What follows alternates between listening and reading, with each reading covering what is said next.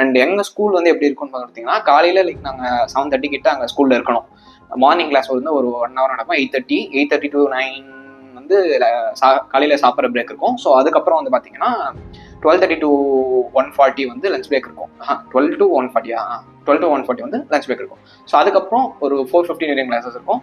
அப்புறம் 45 minutes break இருக்கும். Like விளையாடுறதுனா விளையாடுறேன், இல்லை சும்மா ரிலாக்ஸ் பண்ணிக்கலாம். அதுக்கப்புறம் வந்து பார்த்தீங்கன்னா நைட் கிளாஸ் 8 மணி வரைக்கும் இருக்கும். ஸோ நாங்கள் படித்த ஸ்கூல் ஊத்தங்கரை சைடில் அப்படி தான் வந்து சிஸ்டம் இருக்குது. நான் இந்த ஸ்கெடியூலை வந்து நீங்கள் வந்து நார்மல் ஸ்கூல்லையும் படிச்சுட்டு இருக்கலாம். ஏன்னா மோஸ்ட் ஆஃப் நான் வந்து காலேஜ் வந்து மற்ற பசங்கிட்ட கேட்ட பிறகு தான் தெரிஞ்சு. ஸோ இந்த ஸ்கெடியூல் வந்து நாங்கள் படித்த ரீஜனில் மட்டும்தான் வந்து ஃபிக்ஸ் பண்ணி வச்சிருக்காங்கன்னு சொல்லிட்டு, ஸோ நீங்கள் என்ன டைமிங் செட்டுன்றதை பார்த்துட்டு சொல்லுங்கள். நான் ஆவரேஜாக 5:30 தான் ஸ்கெடியூல் கொடுத்துருக்கேன். ஸோ ஃபாலோ பண்ணிக்கோங்க. சரி, மேக்ஸ் முடிச்சாச்சா? எப்போ 6:30 to 7:30 முடிச்சாச்சு. தென் 7:30 to 8 வந்து பிரேக் எடுத்துக்கோங்க. லைக் நீங்கள் சாப்பிட்டுக்கலாம். நான் ஒரு தப்பான விஷயம் என்ன ஃபாலோ பண்ணேன்னா, முழு வயிறாக சாப்பிட்டா தூக்கம் வந்துடும் அப்படின்னு சொல்லிட்டு கொஞ்சம் வந்து கம்மியாகவே சாப்பிடுவேன். இந்த ஒரு பாலிசி வந்து நீங்கள் ஃபாலோ பண்ணாதீங்க. வயிறு முழுக்க நல்லா சாப்பிட்ருங்க. அப்போ தான் வந்து படிக்கிறதுக்கு எனர்ஜி இருக்கும். நான் அந்த மாதிரி பண்ணி நிறைய எங்கள் வீட்டில் அதிகமாக திட்டு வாங்கினேன். சரியாக சாப்பிட மாட்டீங்க, வயிறு ஃபுல்லாக சாப்பிட மாட்டீங்கன்னு சொல்லிட்டு நிறைய திட்டுகள் வாங்கி அனுபவப்பட்டுட்டு, அதனால அனுபவத்தில் சொல்கிறேன், வயிறு ஃபுல்லாக சாப்பிட்ருங்க. சாப்பிட்டுட்டு வந்து தூக்கம் வராமல் இருக்கிறதுக்கு என்ன பண்ணுங்கன்னா, கெஃபைன் எடுத்தால் தூக்கம் வராது. ஸோ அந்த மெத்தடை ஃபாலோ பண்ணலாம். அப்படி இல்லைன்னா வந்து டார்க் சாக்லேட்னா நீங்கள் போயிட்டு டைரி மில்க்லாம் வாங்கிட்டு வந்து சாப்பிட்டு இருந்தீங்கன்னா சுகர் தான் இருக்கும். அதில் ஃபுல் கண்டென்ட் சுகர் தான் இருக்கும். ஸோ அது வந்து ஜங்க், அதை சாப்பிடாதீங்க. டார்க் சாக்லேட் கிடைக்குமான்னு சொல்லிட்டு பாருங்கள். லைக் ஹெர்ஷீஸோட பெல்ஜியம் சாக்லேட்டு அதெல்லாம் வந்து லைக் 49% ஆஃப் டார்க் சாக்லேட்டை நம்ம கொடுத்துருக்கோம். அது சாப்பிட்டீங்கன்னா உங்களுக்கு அந்த சாக்லேட்டு சாப்பிட்ற இஷ்டமே போயிடும். ஏன்னா வந்து அந்த சாக்லேட் வந்து கசக்கும். ஸோ கசகர மாதிரி இருக்கும். ஸோ அது சாப்பிட்டிங்கன்னா நம்ம பிரெயினை வந்து ஸ்டிமுலேட் பண்ணும், லைக் ஆக்டிவாக வச்சுக்கும். அப்படின்னா வந்து கெஃபைன் ப்ராடக்ட்டு நான் என்ன சொல்கிறது, லைக் சுடுதண்ணியில் வெறும் காஃபி பவுடர் மட்டும் போட்டு மிக்ஸ் பண்ணி வச்சுக்கோங்க. அது வந்து ஒரு அரை கிளாஸ்க்கு மேலே எடுக்காதீங்க. லைக் கொஞ்சமாக போட்டு குடிங்க சுடுதண்ணியில். அப்படி பண்ணிட்டீங்கன்னா உங்களுக்கு வந்து ஒரு 10:30 11 பக்கம் வந்து தூக்கம் வராமல் இருக்கும். ஸோ நீங்கள் நினச்ச மாதிரி ப்ரொடக்டிவாக இருக்கலாம். என்னோட டிப்பு தான், நான் சொன்னேன்னு சொல்லிட்டு ட்ரை பண்ணிட்டு அதோட எஃபெக்ட் டேட் ஆகிடுச்சுன்னா என்கிட்ட வந்து கேட்கக்கூடாது. ஸோ நீங்கள் தூங்காமல் இருக்கிறதுக்கு உங்களுக்கு என்ன தோணுதோ அதை நீங்கள் பண்ணிக்கோங்க. சரி, அந்த ½ hour பிரேக் எடுத்து முடிச்ச பிறகு என்ன பண்ணுறீங்கன்னா 9 to 9:45 வந்து லாங்குவேஜ் எடுத்துக்குவோங்க. ஏன்னா தமிழ் இங்கிலீஷ் நம்மளுக்கு சாப்பிட்ட பிறகு கொஞ்சம் மந்தமாகிடுவோம். ஸோ அதனால் ஈஸியான சப்ஜெக்ட் தமிழ் ஆர் இங்கிலீஷ் வந்து லாங்குவேஜ் தானே. ஸோ நீங்கள் என்ன போயம் படிக்கணும்னு நினச்சிங்கன்னா போயம் படிங்க. அப்படிலாம் இங்கிலீஷில் கிராமர் பார்க்கணும்னு நினச்சிங்கன்னா கிராமர் பாருங்க. தமிழ் இங்கிலீஷ் வந்து ஆல்டர்னேட் டேஸில் வந்து வச்சுக்கோங்க. இன்றைக்கி தமிழ்னா நாளைக்கு இங்கிலீஷ், அந்த மாதிரி சொல்லிட்டு பிளான் பண்ணி வச்சுக்கோங்க. தமிழில் வந்து மோஸ்ட் ப்ராபப்ளி நெடுவினா வருதுல்ல, 8 மார்க் நினைக்கிறேன். நெடுவினா வந்து கதையாக படிச்சு வச்சுக்கோங்க. நெடுவினா வந்து நீங்கள் லைன் பை லைனாக கைட்டில் இருக்க மாதிரி எல்லா பாயிண்ட்ஸும் தரணும் அப்படின்னு சொல்லிட்டுலாம் நீங்கள் ப்ரிப்பேர் பண்ணிங்கன்னா சத்தியமாக எல்லா நெடுவினாவும் உங்களால் மைண்டில் வச்சுக்க முடியாது. அதனால் ஒவ்வொரு நெடுவினாவும் ஒவ்வொரு கதையாக வந்து ஞாபகம் வச்சுக்கோங்க. புரிஞ்சுக்கிட்டா போதும் தமிழில் என்னை பொறுத்த வரைக்கும். சிறுவினா குருவினா வந்து குருவினா என்னன்னா, நான் என்ன சொல்லுவேன்னா, கைடில் இருக்க மாதிரியே வந்து நீங்கள் அதில் என்ன பாயிண்ட் கொடுத்துருக்காங்களோ அந்த பாயிண்ட்டை வந்து கரெக்டாக டெலிவரி பண்ணியிருக்கேன். ஏன்னா குருவினா வந்து அவங்க நம்ம எழுத போகிறதே 3 லைனோ 4 லைனோ தான். மோஸ்ட் ப்ராபப்ளி நிறைய பேர் 2 லைனோ எழுதுவீங்க. ஸோ அதனால் அந்த 2 லைனோ 3 லைனோ வந்து எவால்யூட்டர் படிச்சு பார்க்க நிறைய வாய்ப்பு இருக்கு. ஸோ குருவினா மட்டும் கரெக்டாக கைடில் இருக்க மாதிரி அந்த பாயிண்ட்டை தரத்துக்கு ட்ரை பண்ணுங்க. So it will be quite helpful for gaining marks. So குருவினா கரெக்ஷன் மட்டும் தான் சிறுவினா வருவாங்க. ஸோ அப்போ வந்து அவங்க வந்து உங்களை ஜட்ஜ் பண்ணுறாங்க. குருவினாலே நீங்கள் வந்து எப்படி எழுதிருக்கீங்க, ஃபேக்சுவலாக வந்து நீங்கள் கரெக்டாக கண்டென்ட் கொடுத்துருக்கீங்களா அப்படின்ட்டு. அப்புறம் சிறுவினா வந்து ஒரு அரை பேஜ் இல்லை 1 பேஜ் இருக்கும். Depends up on the people.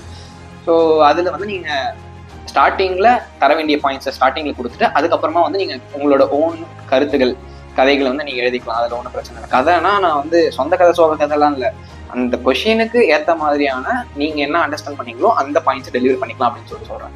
And நெடுவினாவை வந்து நீங்கள் புரிஞ்சு வச்சுட்டு அதை அப்படியே ப்ரிசைஸாக வந்து எப்படி கொடுக்க முடியுமோ வித்தின் த டைம் லிமிட் நீங்கள் வந்து ப்ராக்டிஸ் பண்ணிட்டு கொஷின் பேப்பரை நிறைய ப்ராக்டிஸ் பண்ணிங்கனாலே உங்களுக்கு வந்து இந்த பார்ட் லைக் பகுதி A பகுதி B அப்படின்ட்டுலாம் இருக்கும்ல. ஸோ அதெல்லாம் வந்து நீங்கள் பிளான் பண்ணிக்கலாம். இந்த டைம்குள்ளே நான் இதை முடிச்சாகும் அப்படின்னு சொல்லிட்டு.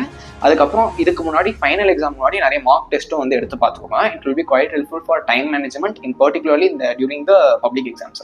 ஸோ இதை ஃபாலோ பண்ணிக்கோங்க. 8 மார்க்ஸ் வந்து கதை எழுதிக்கலாம், ஒன்றும் பிரச்சனை இல்லை. அதனால் எல்லாமே வந்து கைடில் இருக்க மாதிரியே படிக்கணும், இல்லை நான் இதை ஃபாலோ பண்ணுற இந்த நோட்ஸ் இந்த மெட்டீரியல்ஸ் அதில் இருக்க மாதிரியே படிக்கணும்னா சத்தியமாக கிடையாது. ஸோ நெடுவினா பொறுத்தவரையும் அண்டர்ஸ்டாண்ட் பண்ணிக்கோங்க. அதை வந்து ஒரு கதையாக ஞாபகம் வச்சுக்கோங்க. நமக்கு தான் கதையெல்லாம் எப்பயும் மறக்காது இல்லை. ஸோ அந்த பாயிண்ட்டை மட்டும் ஃபாலோ பண்ணிக்கோங்க. It will be quite helpful. அப்படி பண்ணிங்கன்னா தமிழ் ஈஸியாக முடிச்சிடலாம். இங்கிலீஷ்க்குன்னு வரும்போது நிறைய மேட்டர்ஸ் இருக்குது. கிராமர்னு ஒரு பெரிய பார்ட் 2ல இன்வால்வ் ஆகுது. மற்றபடி இங்கிலீஷ்லேயும் வந்து உங்களுக்கு கிராமரட்டிக்கல் மிஸ்டேக்ஸ் இல்லாமல் சென்டென்சஸ் எழுத தெரிஞ்சாலே போதும்.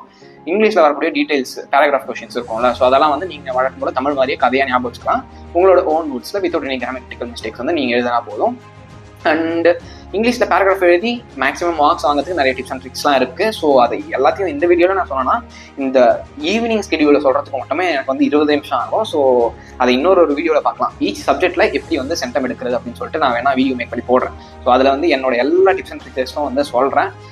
உங்களோட 12th ஃப்ரெண்ட்ஸ் இருந்தால் ஷேர் பண்ணி விடுங்க. It will be beneficial. ஏன்னா 12th மார்க்ஸ் தான் வந்து நீங்கள் என்ன ஃபீல்டுக்குள்ளே போக போகிறீங்க, என்ன காலேஜ்குள்ளே போக போகிறீங்க அப்படின்றது எல்லாத்துக்குமே வந்து ஒரு கேட் பாஸ், ஒரு என்ட்ரி டிக்கெட். ஸோ அந்த என்ட்ரி டிக்கெட்டை வந்து நம்ம கொஞ்சம் பார்த்து ரெடி பண்ணி வச்சுப்போம். அதே மாதிரி எல்லாரும் மார்க்னு சொல்லிட்டு புஷ் பண்ணுவீங்க.